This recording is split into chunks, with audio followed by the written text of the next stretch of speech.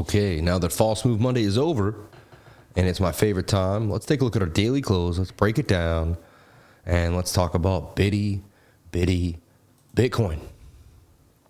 Let's see what is brewing for us. Okay. The daily started so awesome, right? Like we began this morning with such a pump, and I was able to call that beautiful flag, and we were in the gains, and I took some profits, and things were going well.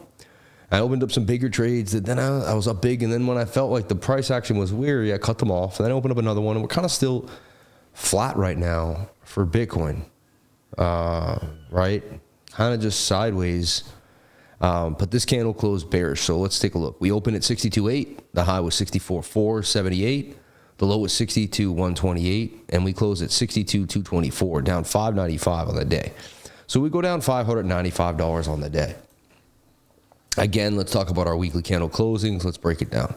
I mean, right off the bat, that's a bearish engulfing candle, right? Even though we did close back above 61.5, it still is a bearish engulfing candle, and we have to take that into account, all right? That could continue further to the downside, right? Your bearish scenario, just in case, is that we just, we flop. We roll over. This is a resistance, and we start to drop further to the downside. I'm not saying that's guaranteed to happen. You have to be open-minded to anything possible, right? So we want a weekly candle, this one right here, to close above 61.5. We were preferably on our way up to 64,000. Things were looking pretty good, but we lost that key area. So our next big resistance is going to be 64,000.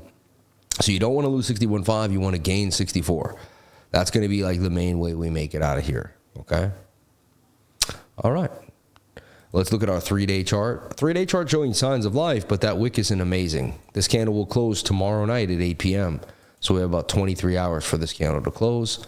And then on our daily candle. So far, the daily looks like it wants to reverse, though, and get this move back up. So this trend line is still intact for a fact. And this top trend line is still intact, right? So we're still waiting on this symmetrical triangle, which could go either way. Mainly, they do break to the downside. I will tell you that. And uncannily, the measured move kind of reacts right to where we think we would go, somewhere back to 47,000, okay? You might stop at this beautiful double bottom for some support at 53.8, but, there's no guarantees. So right now, we desperately need a bounce back to the top of the channel. We also see the shoulder, the head, the right shoulder, right, that we'd like to see play out. So this is what we're watching, everybody. And today would have been great had we close like this and then maybe even come back down. But, up and down. But we're still sideways in the pocket. And the daily still is somewhat bullish here, hugging that higher low. Our 8-hour time frame, a little bearish, right? Pushing down after our rejection. Remember, the daily hidden bullish div that I've pointed out here suggests that we will break this high before we break this low. So far, that's what we're doing. It's just sloppy. It's not perfect. All right? They're not going to give it to you on a platter. They're going to make it somewhat hard to figure out. And then we can clean this up on the 4-hour, be a little neater. On the 4-hour, things are looking pretty interesting. Okay? And you can see high, low, back to the top. But we hit this resistance, 63.8, 64,000. So 63, 63.8, and 64,000, that quarter of resistance is going to be the burden of proof. We're going to have to get through that to show the world that the bulls got it. End of the day, you're kind of watching this. Let's flip on our moving averages. The moving averages are closer and tight, So here's the deal. Watch your 4-hour time frame. Yeah, you might get a short here back to 60,008, but if you lose 60,800 and you lose the 200 MA on the 4-hour, that's when I would short through this gap back down to 57.8 and maybe even to 56,000. So there's a possible short there, but I would not touch a short unless it was a tiny scalp or after a big pump, a little pullback. But I wouldn't touch a major short until we lose this yellow line, the 200 MA on the 4-hour time frame. So far, it looks like the stochastics may reset and bend without us losing this bigger low that bounced off the 200 already.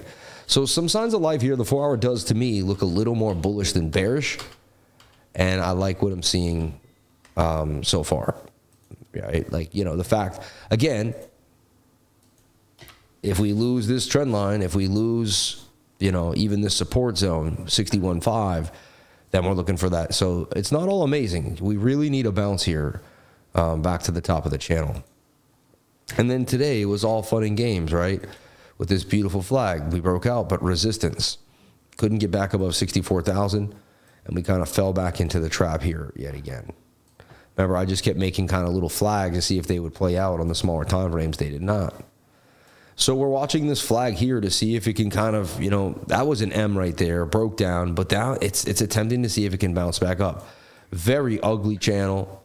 So right now I'm looking for the 1 hour to bounce. The 1 hour looks like it wants to bounce, and it's getting back above the 200 MA, back above 62.5. So we're looking here for the 1 hour to get a bounce back to the upside. That's kind of what I'm looking at for Bitcoin. If we get this bounce, we can slowly make our way back to the top of the channel, right? Back to 65.5. Bookmap says we go higher. Bookmap wants 64.8. It's got more liquidity to the upside than to the downside. I love to long Monday nights. You still got this guy at 58,000 though. That definitely is there. So, you know, it could go either way. The deepest red though is 62.8, and then a little further up to 64,000. And we even have a big bar of a sell zone at 65. So I like a bounce here personally, even though there's a lot of, you know, there's a little fear, it's uneasiness. I just want to see the fear and greed index today and where it ended up. Ended up at 49. Not too bad, you know. But, you know, not the worst, not the best. So falling wedges break up 62% of the time. This came up. We wanted to see it. You know, fell off. But now look, it's bouncing off the point of control. Previous resistance, bouncing. This thing could still get busy, right? There's still a chance here that we could get this bounce, and we would head to my circled area back to the top of the channel. So the trade technically, the very, very high risk trade would be to enter now because we broke above the 200 MA.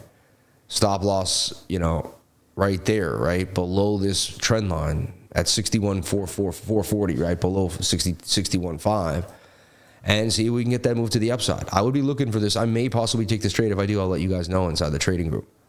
Let me look at the 15. 15-minute looks like it could get ready for the same exact move too. 7's a little overbought. And I just want to see where, and the 1 minute has lost the 200 MA. But look at that Adam and Eve double bottom on the 1 minute time frame.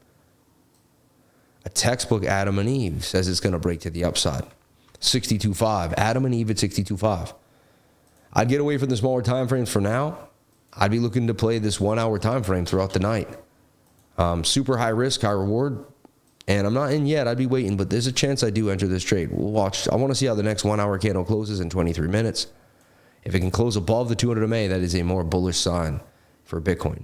And that's your clean and cut update for Bitcoin with Bookmap included.